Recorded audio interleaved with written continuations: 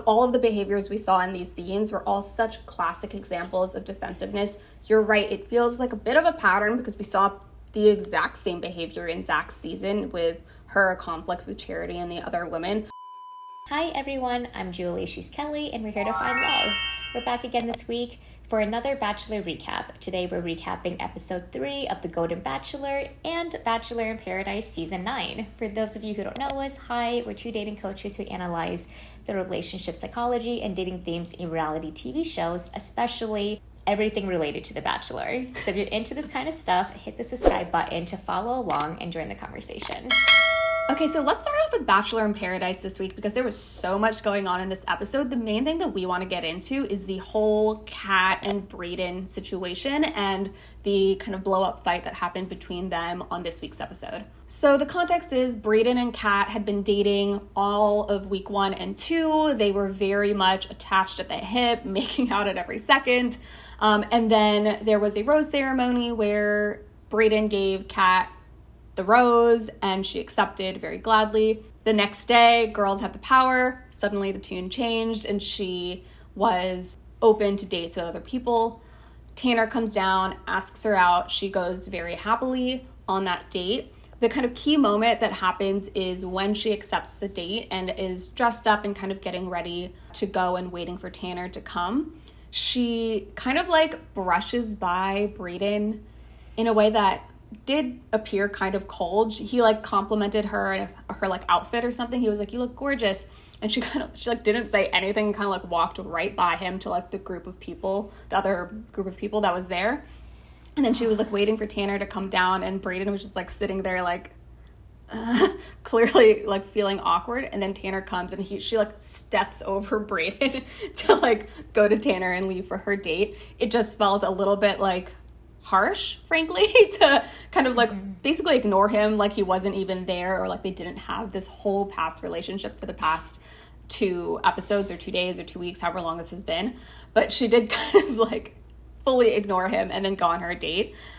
They come back, they had a great time. She decides she wants to pursue things with Tanner, not Brayden. He walks up to her and is like, "Hey, can we talk?" And she's like, "Yeah, let's talk." And she just tells him, "Yeah, like, I didn't think about you at all on my date. Like, you didn't even cross my mind. So I think, there's nowhere else that this can go by." And that's it. And he was like, "Oh, okay." And then she ends that conversation and leaves. And Brayden is, in my opinion, understandably hurt. For him, he describes it to other people who ask him as like it felt like a very hot and cold situation where they were so all over each other and into each other, and then it was like a flip switch and she just kind of acted like he didn't exist.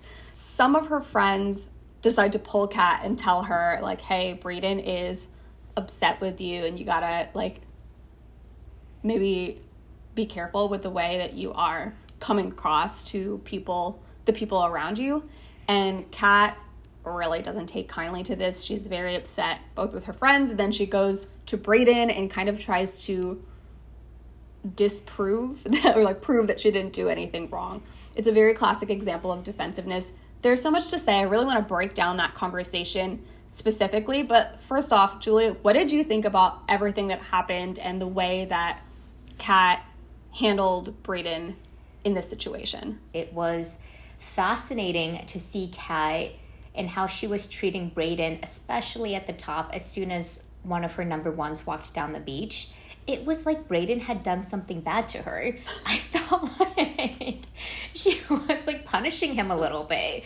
Their behavior felt very night and day with how she was interacting with him. From being all over him to ignoring him, walking by him, not owing him the decency of a conversation. I get that maybe that kind of dating would jive in the real world when you're not so close to like multiple people that you're dating, but it felt very strange to see Kat behave in that manner and for her to like not talk to Brayden about the conversation, and then secondly be so fixated on her intentions and centering that above anything else. Like, I felt like the biggest thing out of the whole situation that I really noticed was that because Brayden and Kat did not have a completed conversation in terms of like finding some mutual ground of, this is where you're coming from, this is where I'm coming from, we don't necessarily agree, but let's be good and kind to each other. It was like interrupted by Kat being like, this is my final point, and this is the point that like makes sense to me. It should make sense to you. She walked away from it, so I'm not surprised that Brayden was pulling in his friends and talking to them because he needed to still process it. He needed to be like, what's going on with me? He's feeling like gaslight in the conversation because she kept disregarding his needs, and I felt like Brayden did the completely human appropriate thing, which was talk to his friends about, was that just me? Like, was I the only one invested in this relationship? Was she pretending all along? Right. I think that's really well said, that the conversation was just like disrupted by the fact that Kat couldn't comprehend that Brayden had a different reaction to their relationship than he did. And she like couldn't comprehend the idea that he interpreted their conversation and the breakup conversation in a way that was different from how she interpreted the conversation. And that like, it like broke her brain that like, my actions should not have made you feel this way. My actions, anyone would interpret my actions, everything was okay. Everyone, not just me, everyone would feel the same way about my actions. And you could see like in her head, she just thinks there is just one way to view what happened and what she did, which is her way. The thing that she thought her interpretation is the only interpretation, which is such a classic pitfall that, I mean, all of us do this to some extent. We can get so kind of siloed into our own interpretation of an event or like a conversation or a relationship, our own interpretation of it. And we're so siloed and convinced that this is the right interpretation that when someone has a different take on it, it shatters us and we're like, what are you talking about? You're wrong. And we get into this zone of, let me convince you and prove why you are wrong. And that's what she gets into with Brayden. She's like trying to like prove to him that his interpretation of the events wasn't right. And I mean, you're never going to get anywhere when you're basically trying to say your reaction is the wrong reaction, because people's feelings are their feelings, right? People's feelings are never up for debate.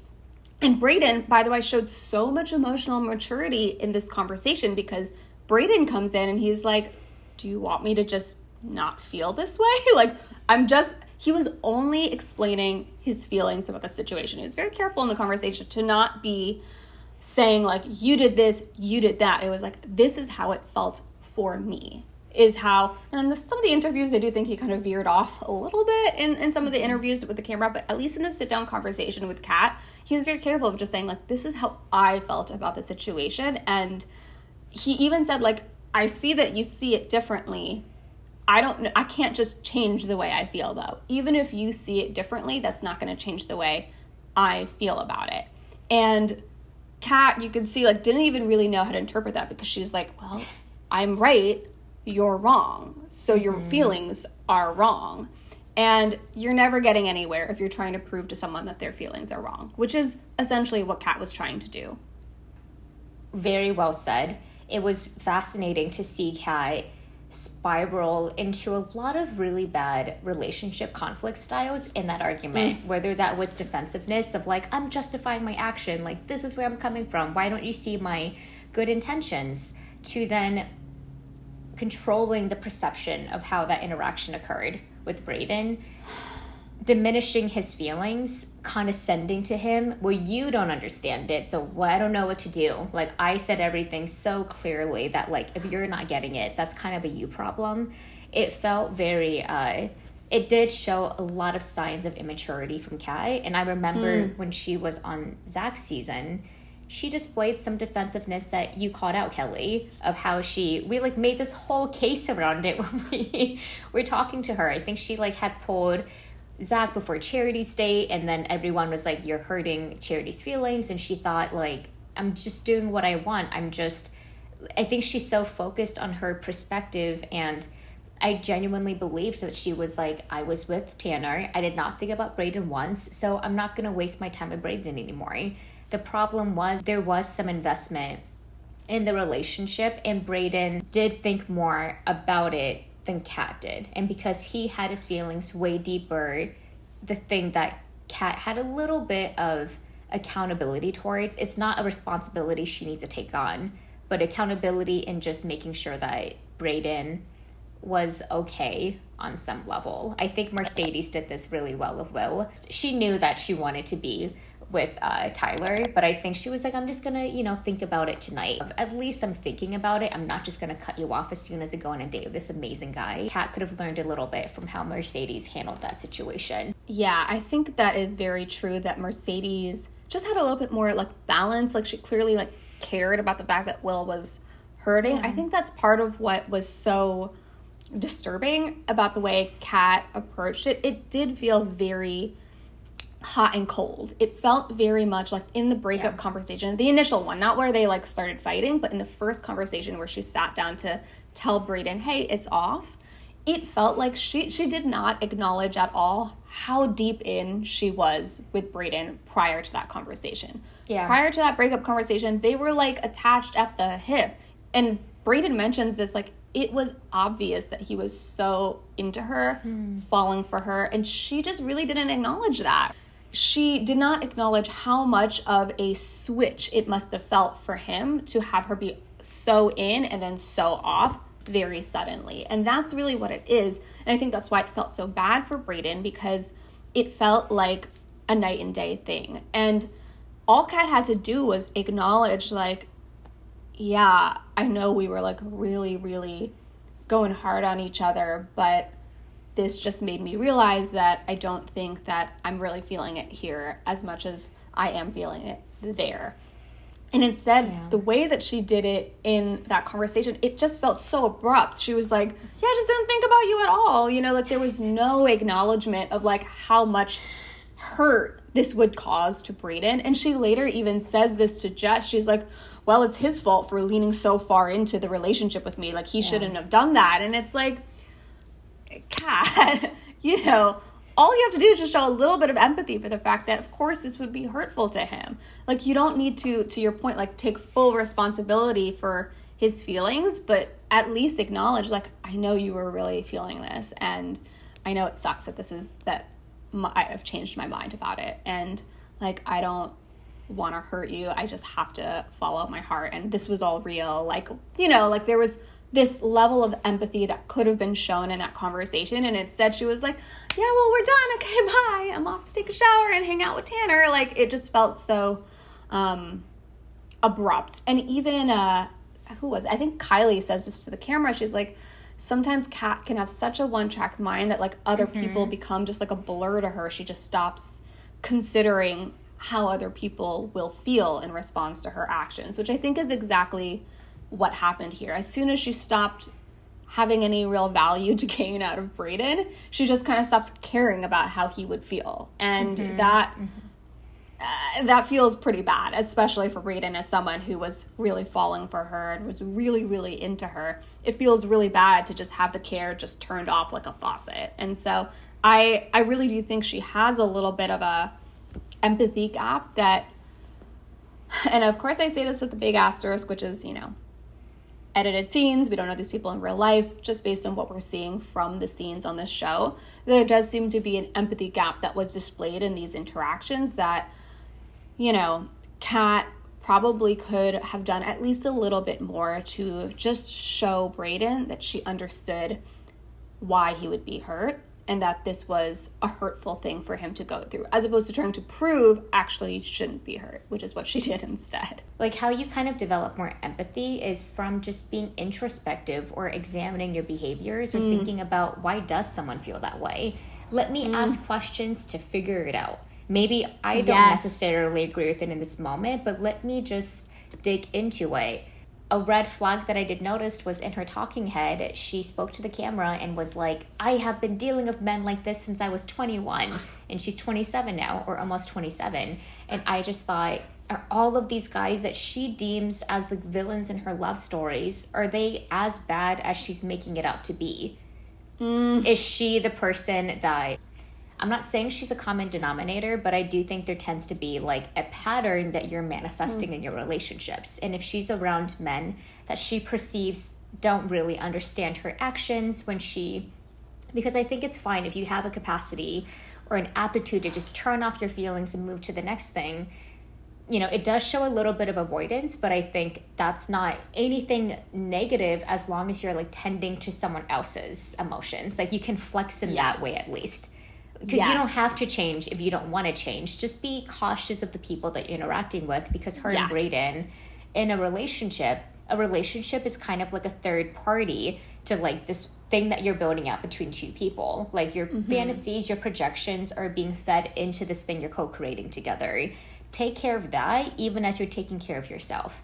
And I felt like Kat was not interested in really thinking about the ways that she was hurting Brayden. She dug in deeper. It's not a surprise that Brayden, who everyone describes as he wears his heart on his sleeve, he's like a golden retriever energy. He's so empathetic. He's so emotional. He's attracted to someone like Kat, who is probably very different than him in many ways. And I bet they're just like, whoa, like this is so interesting, like being around the other person. And then in these moments, that's when your differences really show. And it does show a deep incompatibility of she's not able to hold his emotions in a way that he was holding hers. Because I do think that he was biting his tongue a little bit when she was talking to him. I like when they were starting to fight on the beach and she was like, I mean, really being contemptuous in some moments of just like, well, you didn't understand it, so it's fine. And then he basically said, but these are my feelings about it. Like, do you want me to not have my feelings? Like, I think he was so stupefied that someone that he liked so much was so inconsiderate to like how he was now feeling when he was trying hard to not like give her the way out, but I think that he was, you know, strong in being like, well, I'm not going to beg for you, and if that's how you're really feeling about this, I get it. I just don't know how things change. Was it special to you? Like, it was special to me. And Kat was like, well, you don't get what I'm talking about. Like, I just stopped having feelings for you. I just stopped, and like, you keep talking about it, and like, you're like saying this to people, and my friends are coming up to me, and she was so focused on those actions that she didn't get like Brayden's very clear vulnerability of like, am I just like completely on different page than you, and you just like never really liked me? Like, I thought that was really like the crux of their fight that they just never got to establish, and that caused, you know, friends stepping in and stuff. Yeah, I mean, you bring up so many good points. She definitely had like a bit of a myopia in the situation of just she could only see her own experience. All my friends are coming at me. I'm in trouble. Let me prove why I'm wrong, why I'm not wrong, why I'm right. Let me prove why I'm a good person. Like, she was so stuck on that she didn't even try to listen to what Brayden was saying or hear what she didn't ask, to your point, a single question about his feelings. Like, she didn't ask him about like why he was feeling the way that he did. Actually, the questions that she asked were, wouldn't you agree that I was open and honest the whole time? Like, that was really, honestly, some of the things she said like was kind of comical, because just like how off base she was in terms of like the center of the conversation, to your point, like the core of the conversation, which is just that Brayden was hurt. He really liked her, and he felt like all of what they went through, like she tossed it away with so much ease. And you know, she says at one point, like, you know, oh, well, it wasn't with such ease. Like, I woke up in the morning and I had doubts, and like, of course, I didn't communicate them to him right away because I was still processing it. But also, he should have been able to read my body language. And if he can't read my body language, like, that's his problem. And it's like, so you're basically saying he should have read your mind and knew that you had changed your mind that morning. Like, that's really was what her proof of why she was wrong, of why he was wrong. It was like, you should have read my mind. And it really was. And the funny thing is, on the other side, which is like, Brayden being this puppy dog who was clearly she described him as a golden retriever. She was the one who used that language to describe him. She clearly was aware of how infatuated with her he was, and yet he's supposed to read her mind that she's over it, but she doesn't want to go into his mind and see, you know what, this is probably going to hurt him for me to end things with him, and I have to do it gracefully. She wanted him to come to her side, but she had no interest in going to his side. No interest at all. And that's really That's what we mean when we say that empathy was lacking. There was no desire to empathize with what he was going through. And this really comes back to this piece about the defensiveness. I think that Kat is such a classic example of, like, all of the behaviors we saw in these scenes were all such classic examples of defensiveness. You're right, it feels like a bit of a pattern because we saw the exact same behavior in Zach's season with her conflict with Charity and the other women. We should even, like, leave a link, or, like, we should pop up, like, that video here. We could go watch, even, like, we have a reel on Instagram with a little summary of, like, our take on how Kat handled that situation. But what I noticed was, in this scene, as soon as she heard from her friends that Brayden was upset with her, as soon as she heard that, she was immediately frustrated and upset with him and with them. And this, to me, is the basis of defensiveness. It's, you hear that someone else is upset with you, and instead of your mind going to, oh God, like, what did I do to hurt them? Your mind instead goes to, oh my God, like, why are you making it seem like I'm a bad person? I'm not a bad person. I didn't do anything and I need to prove it. It's like that instinctual reaction. There's like one of two reactions, and one comes from a place of accepting that someone is hurt and understanding that their feelings are always valid, and wanting to understand what role you played in it so that you can stop doing hurtful things in the future, and understanding that that's not a threat to my ego. Like, if I hurt someone, this happens. Sometimes you hurt people unintentionally. It's not a threat to my ego to acknowledge that someone is hurt because of something that I did. I can just address what happened and apologize for it and try to not hurt them in the future, and that's it. That's all I have to do. That's one reaction, but the other reaction comes from this need to just, like, protect your ego at all costs, which I think is what Kat was doing in the scene and seems to keep doing. It comes from this place of wanting to never be at fault, because you assume that if you are at fault, then, you know, you can be attacked for it. And so any suggestion that you have done something wrong is perceived as an attack. And that's what defensiveness is. Everything is an attack, and you feel this need to, like, defend yourself and defend your ego. And everything Kat said in these scenes was pointed at that. I need to prove that I'm a good person, I'm not a bad person, and I need to keep my ego intact so that nobody can come at me. That was her focus, and that attitude always comes at the expense of empathy. It always comes at the expense of taking care of the other person in the conversation. I really love how you were able to wrap up the core motivation that she had. Whereas Brayden was like, was this special to you? And my feelings are hurt because of the way that you handled it. She was like, I want to be a good person and I want to manage my self-image of myself. Mm-hmm. And it ended up being a little bit of a self-fulfilling prophecy that she didn't want to be perceived as a bad person, but because she was so, I think that she was immediately, I don't know if she was even consciously doing this, but her being like, well, you know, like, I just didn't feel this one moment and I don't feel it the next. And it just was such a light connection that I'm not going to put a lot of value in, like, the repair of that. Did kind of show, like, her hand a little bit. Like, I don't know if she really cared about Brayden that much or cared about him to the extent that he did. I don't think they really matched. And it seems like she is very present-minded, which is excellent for, like, really enjoying your experiences and staying in your body.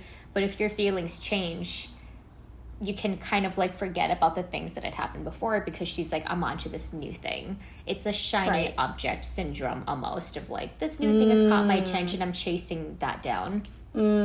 Kat was trying really hard to control her self-image. And listen, like, in dating, we're not always going to do the perfect right thing. In my situation of any of my exes, they could perceive me in a totally different way than how I perceive myself. And that's just what happens in dating. The biggest thing is being able to sit with that discomfort and take accountability for any actions that you could do in that relationship or your future relationships where you just don't hurt people in similar ways. Because I think getting that feedback from Brayden, I don't know, like, if she did care about him, I think that it would be a nice thing to do to just be like, well, I had a really good time with him. He hasn't treated me bad. He's just asking me how I feel. I don't feel like I've done anything wrong, but Brayden means enough to me that maybe I'll introspect on this. Or my friends have brought this up to me. Maybe I'll think about this because I trust my friends. I trust what they're saying. that could have been a moment of reflection for her. That's how we grow. Yeah. These experiences where we don't do the right thing. We don't always know the exact right thing to do. And then we just kind of think, okay, like, what are people saying? How do I feel? Can I change the situation and do something differently? That's how we can be better daters and communicators. But I suspect just because in this situation, and like we said, we don't know Kat as a person. This is just something that we've observed in dating as coaches. The people that don't take that as an invitation end up getting in the same situations again and again. And then they start to wonder, why? Like, why is it me? Why do I attract people that are wanting to tear me down or not understand my point? Yeah. And that can just kind of, I think that's a much worse place to be in terms of like the way that you're kind of moving in the world.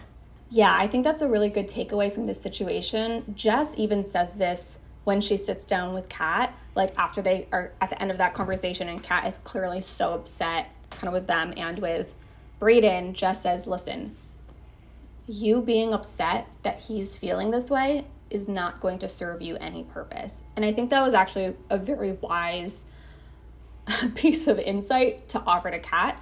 I do think that if your reaction to someone being upset at you is to get upset back at them for being upset, you are not actually in a relational dynamic. You are not focused on the nurture, the mutual nurture of your relationship and taking care of that person. Because if someone's upset, the ideal reaction is, I don't want them to be upset, and if I cause this, what can I do to change it? Or what can I do to make sure that I don't hurt this person again?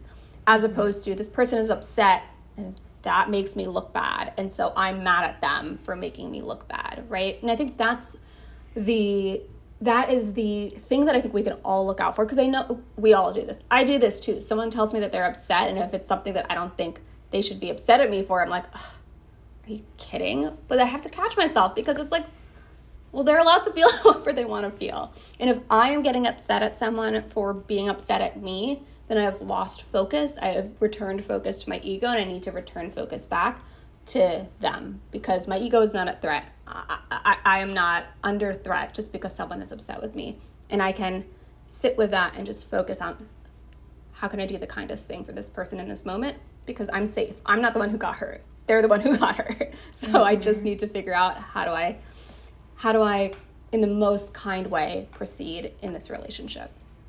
Totally. And that place of curiosity is very hard to do, because you're having to remain curious and open-minded to someone saying, these are things I've noticed about you and things that have happened in the relationship that have made me feel this way. It sucks. It sucks to feel that in the moment. Hurt. But this discomfort, I think Kat's unwillingness to sit in that discomfort it really did backfire on Brayden, because I think that he handled the situation as well as he could. He didn't villainize her. He didn't run around the beach bad-mouthing her. I think more so than anything, he was really centering his emotions, and the consistent question he was asking a lot of people was that not what I thought it was? Like, I really, really liked her, and I thought it was this, and I am a little bit, there's hurt in, oh man, it did not mean as much to them as it meant to me. So there's a little bit of embarrassment, a wounding, a hurt. One, I agree. I think he handled the situation very well. Like, the conversation, I was like, he's smart. Actually, listening to him. He is. He kind of saw through Kat's defenses, essentially. And he was like, I see that you were trying to shift the conversation to make me seem like I'm attacking you. I'm not. I'm just telling you what I feel. And there was such a emotional intelligence, frankly, in the way he handled the conversation. What I will say is that I do think there were some things that he said to the camera and to other people. He's like, there's some man-eaters out here. I was like, just taking it a little too far, Brayden. Just a smidge too far. Just a smidge. But he stooped down in that moment. He was like, exactly. This is how mad he stooped. I am. Yeah, exactly. I was like, just almost there, Brayden. Just reel it back just one or two steps. But so I kind of understand, to throw a bone to Kat. I kind of understand this feeling of am I being attacked right now? Are people gonna throw my image into question?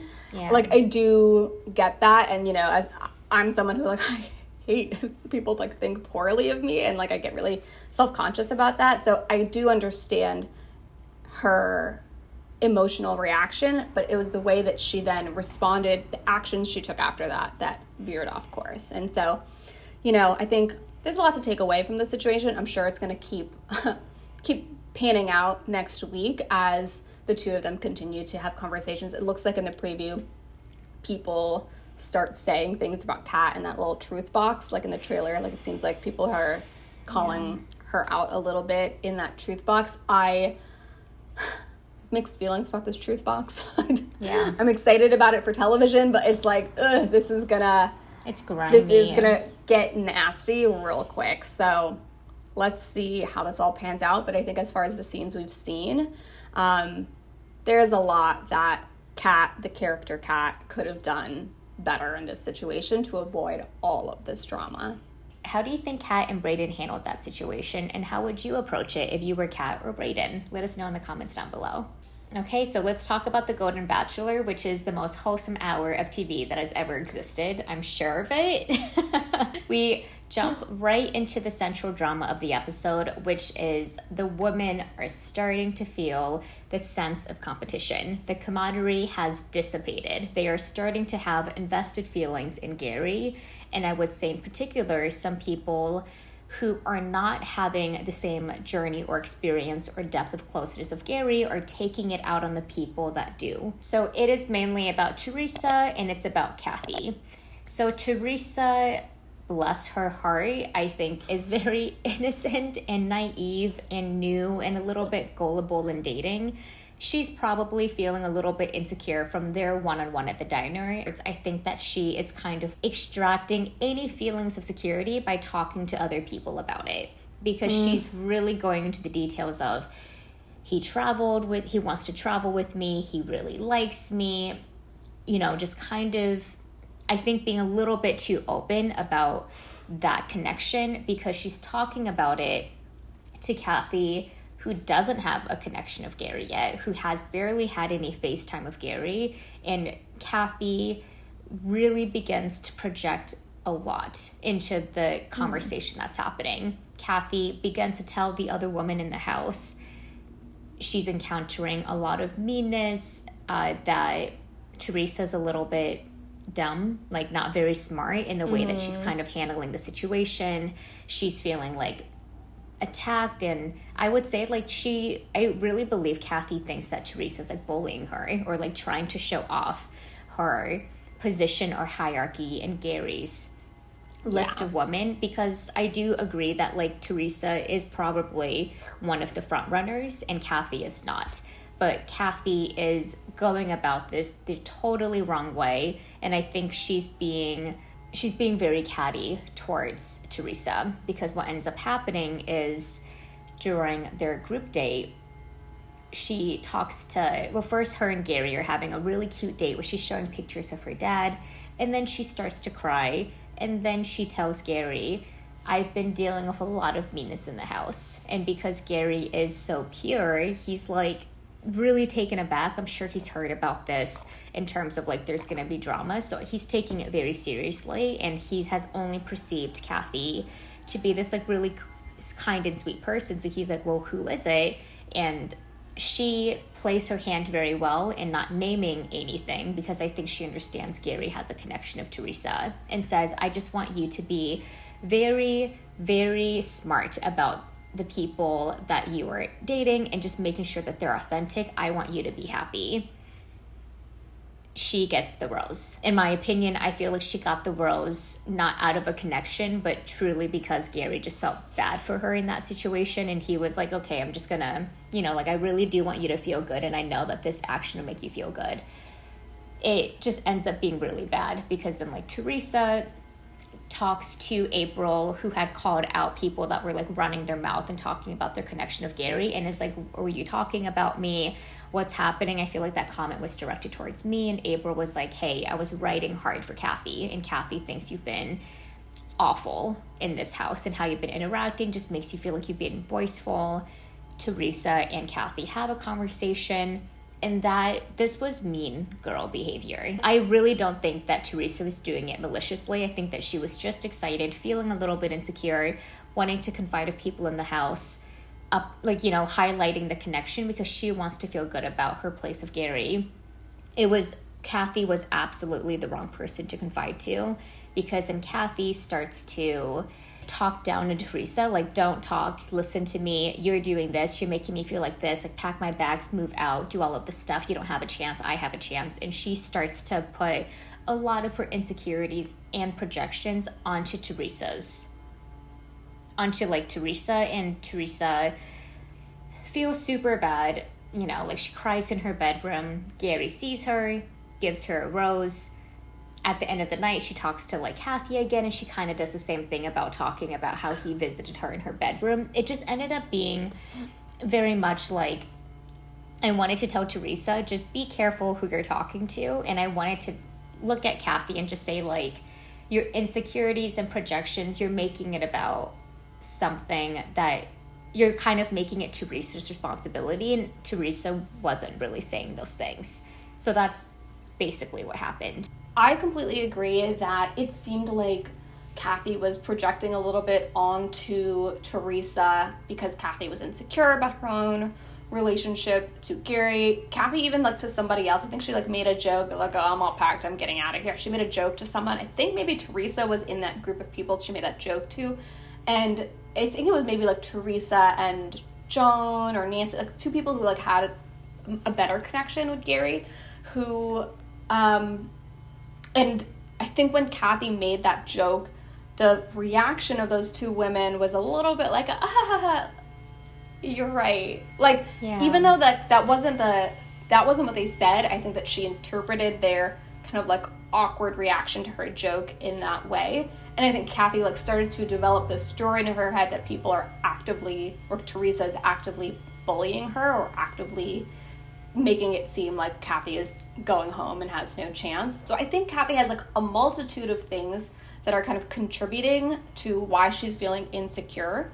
And then she kind of took it all out on Theresa, who just happens to have a good connection with Gerry. I do think that there are a few moments where Theresa is kind of saying a little too much. Theresa, there's a scene where she says to Kathy, I mean, I want everyone to have a fair chance, but I just really have such a good connection. He just really likes me. Theresa phrases it in a way that does sound a little bit Theresa, you're forgetting you're talking to other people who are also trying to date this man. So there were a few moments where I was sweet baby girl, you gotta just remember what is happening here. These aren't just all your friends who are supporting you as you date Gerry. These are people who are also dating Gerry. And you are talking, I think she was kind of talking to Kathy as if Kathy is not also dating Gerry. And so I think that's very subtle thing that Kathy picked up on. I think there is some validity to it, but then I think Kathy blows it out of proportion in the way that she explains it to Gerry. She makes it into Theresa is actively trying to make me feel bad, which I think is, in my opinion, is pretty obviously not true. That Theresa she's not trying to be a mean girl. She just is being a little bit careless and thoughtless. And Kathy gives has the worst possible, what's the opposite of benefit of the doubt? She just assumes the worst about Theresa. And you kind of hear Kathy say this to the camera. She's I don't know if Theresa is just I think she's I don't know if she's just stupid or if she's just calculated. So maybe Kathy is earnestly confused about it. And we know that Theresa is a sweetheart and not intending to do something bad, but Kathy, maybe she's just seeing more of Theresa in the house, and so it's hard for her to know whether or not Theresa is actually sweet or is faking the sweetness. So I have some empathy for Kathy in the situation because I think there's so many forces that have kind of led her to believe that something is wrong with how she's being treated. And also, I do think she just went too far taking it out on Theresa and turning it into Theresa is the big bad villain here. So the nuance and the subtlety in what you communicated about Theresa talking to Kathy is completely on point. Because Theresa, once again, it wasn't malicious. I think this is very much a case of a little bit of inexperience of dating, especially inexperience of dating in this format, in polyamory, basically, where you are dating, or, I mean, in Gerry's situation, like, he's the one just dating multiple women, but Theresa was jumping off of this, oh, we're all, like, really supportive of each other, and we, like, really care about each other's experiences. And I felt like she picked Kathy to be her confidant, and Kathy was the wrong person, because Kathy doesn't have a connection, and Kathy does feel really insecure about her place. And Theresa, I don't even know if she was aware of this, but I do think that she chose Kathy to be that person, because she probably was like, oh, she's, like, not a threat to me. She's not, like, I don't even know if she was intentionally doing that, but I don't see her talking to Faith. I don't see her talking to, like, the other women in the house that are clearly front runners of this dynamic. And we can't speculate, because we don't know these people. The show is editing a certain way. We don't know, like, how people are confiding in each other. But Theresa has kind of chosen, like, a non-threatening person, in her opinion, to kind of say these things and be like, you're my BFF. You're, like, this person that I am being open about, that I feel like I am a person that... or I feel like I'm the person that Gerry might end up with. And I want everyone to date him, but I genuinely feel this in my body. Whether or not she was right that Kathy had a chance of Gerry, I think that it came across a little bit, I don't want to say the word crass, but it just felt a little bit, like, unaware of how she was interacting in that space. Because, like, I don't know if I see, like, when Gerry gave Kathy the rose, I don't think he gave it because he was attracted to her or that he really liked her. I think he gave it because he had a lot of sympathy for what she was going through, and he is a very empathetic person. I see what Gerry's like when he's interested in someone. Joan was a huge example. Joan and him had such a connection. Theresa, Faith, you can really see it when he's, like, very compelled by someone. He is being a little bit too nice. Well, I don't know if that's, like, fair to say, but I just feel like when he gave her the rose, it felt a little bit more, like, out of sympathy versus I see you as a connection. And that is going to make things hard for Theresa and Kathy, because Kathy, in my opinion, like, I don't know if you want to date someone that sees you from that perspective, even though it's harder. The truth is, it does seem like Kathy doesn't have as much of a connection with Gerry. If Theresa subtly clocked that and chose Kathy as her confidant because of that, then it kind of does suggest that Kathy is onto something, in the sense that there's something else slightly almost condescending about Theresa's relationship to Kathy. And again, it's not that Theresa is maliciously doing this, but there is, like, a grain of truth to what Kathy is kind of picking up on. And then there's this other question of how Kathy handled it, but there is, like, a grain of truth to what she is identifying or feeling in the house. And this takes us to the conversation that Theresa and Kathy end up having, right? In that conversation where Theresa pulls Kathy to talk to her and ask what's going on. Kathy was like, well, here's the thing. I feel like you're doing XYZ. And Theresa, she's immediately apologetic, right? Theresa, I mean, bless her soul, she just starts crying because I think she honestly feels bad that she hurt Kathy in this way. She thinks of Kathy as a friend, clearly, and I don't think she intended to talk down to Kathy. But the thing about that conversation is, so Kathy kind of, like, is like, no, like, don't cry, like, don't just apologize for it, like, listen to me explain this.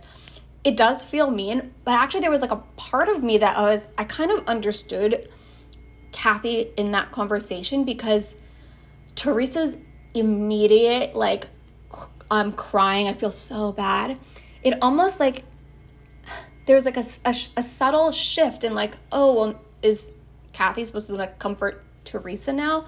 Kathy is the one who's saying that she is feeling hurt, and Theresa, by starting to get emotional about it, it almost, like, in a certain way was, like, redirecting attention onto Theresa's feelings as opposed to what the focus of the conversation should have been, which is Kathy's feelings. And I, again, don't think Theresa was, like, intentionally, like, let me start crying to avoid responsibility or whatever, or avoid this person being mad at me. I don't think Theresa was doing that.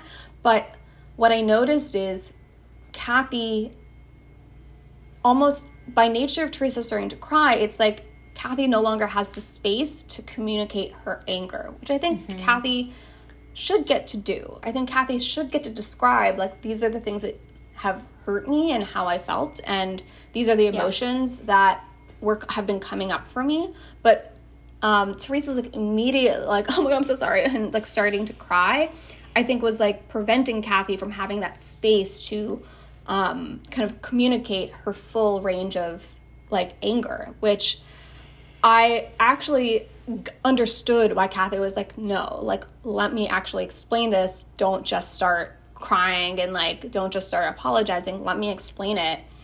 I do think that, of course, it's good that Theresa wanted to. She clearly felt bad about it. I think that's a good thing. I just think there is such a balance in these conversations when someone is bringing up like, hey, I'm hurt about something you did, and the other person is in a position where they have to address those hurts and apologize for them.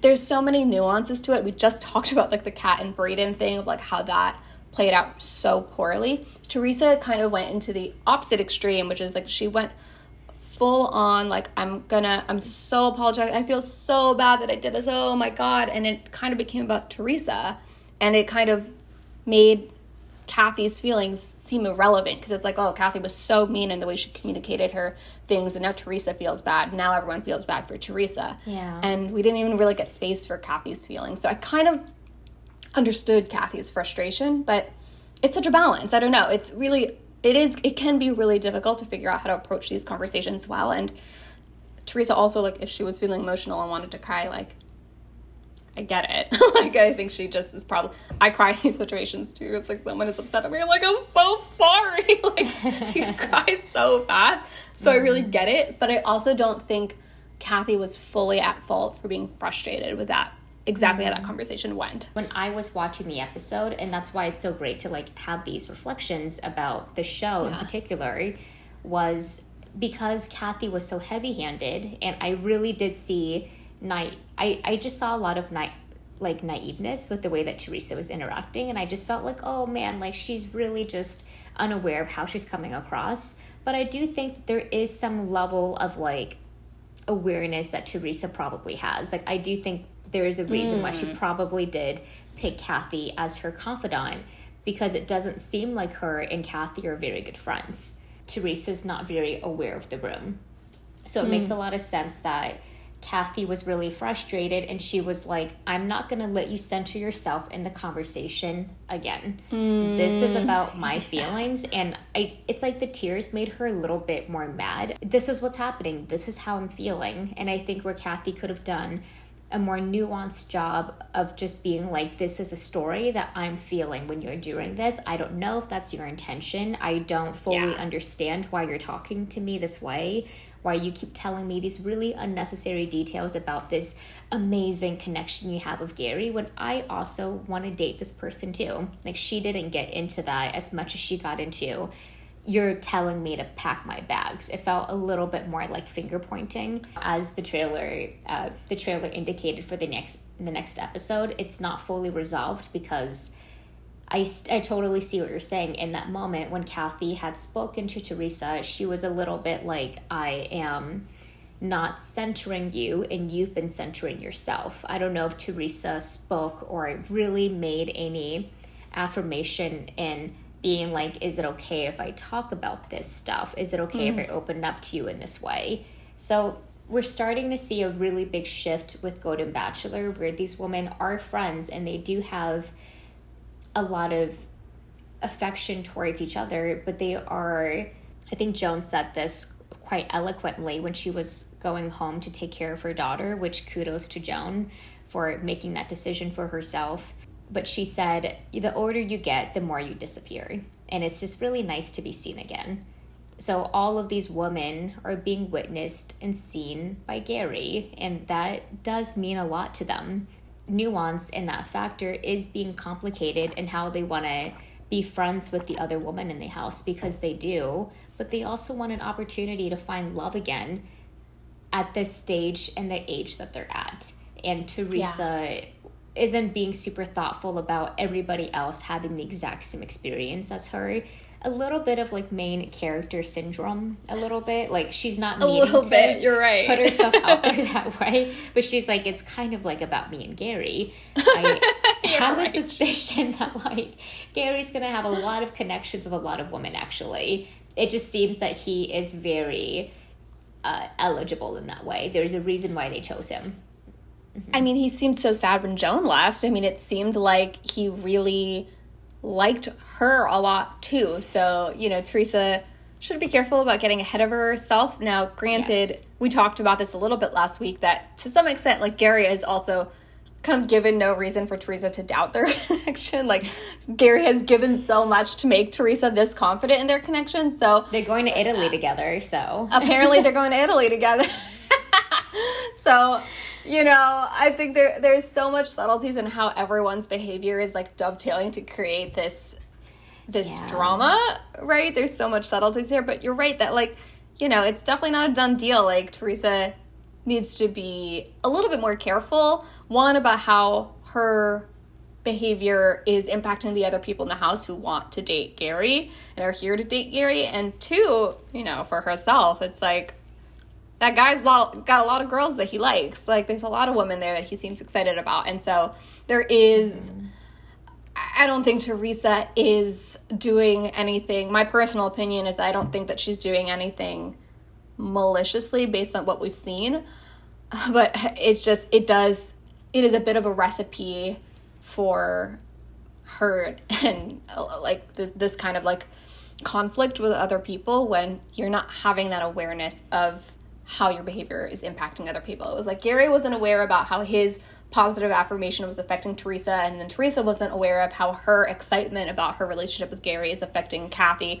And then Kathy starts lashing out at Theresa. So you see, like, all of these subtle, like, small, poor choices lead into something that, I mean, we see the trailer of what's going to happen at the end of this season. It seems like it's going to be so emotional. There's so much hurt that can be avoided with just like a slight bit more of just thinking through and thoughtfulness around how my actions impact other people. And I think everyone here is so sweet. That's I think the piece of it that I think is missing, is just a little bit more thoughtfulness about like, how is this going to impact people? And it's funny that both of these episodes had that similar through line of how are my actions unintentionally making other people feel a certain way. It's not my intention, but I am, you know, stoking insecurities in someone, like in Theresa and Kathy's case, or I am diminishing a connection that someone else thought was more special in Kat and Brayden's case. So it was fascinating to see these episodes, and I am more excited for the drama, for the connections to deepen. I worry for Gerry so much. I just worry for him. I'm just like, is he going to be okay? Like, with this whole, so many people are going to get hurt. I know. I do think he's going to end up happy with someone, or I really hope so. I think so. But I think so too. I know. I am so worried. Like, now that the women are starting to have these conflicts among themselves, it does make me start to get more worried, because I just want everyone to be okay. I want them all to be find happy. love. Yeah, I would love a Bachelor in Paradise with... I know. Ooh, that would be so fun. It would be so fun. And I feel like it'd be very... I'm hoping, like, not a lot of drama, because I just want these people to date and, like, find their coupling, and not for it to feel as skewed as it has with Gerry having the choice of all of these beautiful, amazing women. I would love for them to have the same level of abundance with the people they can pick. Yeah. I mean, absolutely. Maybe, like, not on the beach, but what if it was, like, I don't know, like a resort, like a resort, cruise? Like a retreat kind of thing, or a cruise. Yes, like a cruise. Wait, that's genius. Because like folks in that age range usually love that kind of thing. Like that's what cruise. I was gonna say. So that would actually be so cute. It'd be so cute. Bachelor cruise. Yes. I love Golden it. Bachelor cruise. Oh my gosh, we gotta submit this idea. This is great. We have to submit this idea. I think that the playing ground has to be leveled. I'm so happy that Gerry's getting this opportunity, but I want all of the women to have the same opportunity to find love. I know. So I want that so badly for them, because I know that they're going to take it as an opportunity to like really make it count. It's not going to be a Bachelor in Paradise where it's like, oh, I could date someone else. I think that they're like, no, I'm going to find someone that I will spend the rest of my life with and have fun with. So let us know what you all thought about the Theresa and Kathy conflict in this episode of Golden Bachelor. What did you think about how each of them handled the situation and the insecurities and the dynamic in the house? Do you think that Kathy went too far? Do you think that Theresa was being a little thoughtless with her words? Leave your thoughts down below. As always, let's exercise some kindness in these comments. We were talking about people who do exist in real life in these shows, in these episodes. When we recap this, we're just talking about the scenes that we see. I don't know Kathy in real life, don't know Theresa in real life, don't know what these people are like. We're just talking about basically fictional TV show characters for all intents and purposes, because all we know is what's in this edited TV show. So have a little bit of that in mind as you guys go down to discuss in the comments. If you don't know, we also have a podcast now. Our conversations, these ones here that you're listening to, we also are uploading them to the podcast thing as well. So you can listen to them on Spotify and Apple Podcasts for now. Eventually, we're hoping to get out to other platforms. So give us a listen over there if that's your preferred method. And we will see you all next week for episode 4. Bye.